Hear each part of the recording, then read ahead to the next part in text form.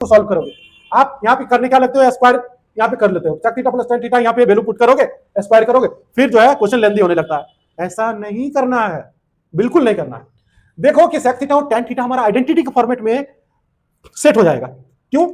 हमको पता है कि sec square theta minus tan square theta equal to क्या होता है, 1 होता है ना। तो sec theta plus tan theta और sec theta minus tan theta equal to 1 ऐसे लिख सकते हैं।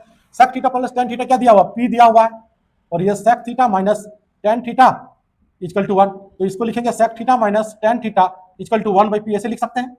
तो क्वेश्चन को सॉल्व करने का जो अप्रोच है ये कहता है कि यदि ये आइडेंटिटी के फॉर्मेट में दिया हुआ है तो डायरेक्ट हम स्क्वायर में पुट नहीं करेंगे, ये अप्रोच है। अब देखो इसको लिख सकते हैं sec theta minus tan theta equal to 1 by p, इसको इक्वेशन 1 मान लो, इसको इक्वेशन 2 मान लो। अब यहाँ पे एडिंग करेंगे, एडिंग इक्वेशन 1 एंड 2, 1 एंड 2 को जब आप ऐड करोगे तो tan थीटा कैंसिल हो जाएगा, ये 2 sec theta equal to p plus 1 by p बन जाएगा। 2 sec थीटा इक्वल टू ये होगा p square plus 1 upon p। बात समझ में आ रहा है?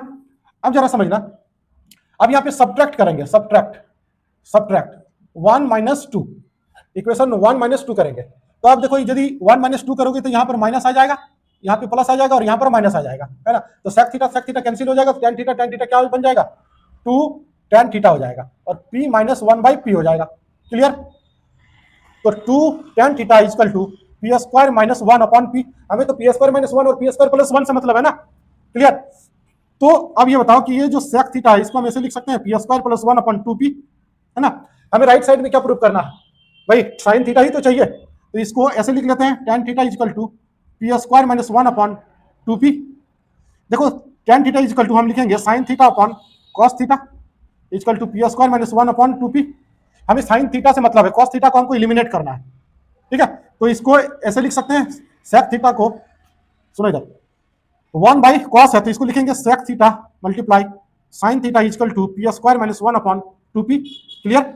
अब जरा यहाँ पे समझना, sec theta equal to p square upon 2p दिया हुआ है तो यहीं पे पुट कर लेते हैं, p square plus 1 upon 2p multiply sin theta equal to p square minus 1 upon 2p, तो 2p कैंसिल हो गया। तो अब बताओ कि ये p स्क्वायर माइनस 1 है अपॉन p स्क्वायर प्लस 1, ये नीचे चला जाएगा, ये वाला टर्म ये नीचे आ जाएगा, इक्वल टू क्या, sin थीटा। देखो कितना सुंदर तरीके से जो है ये आपका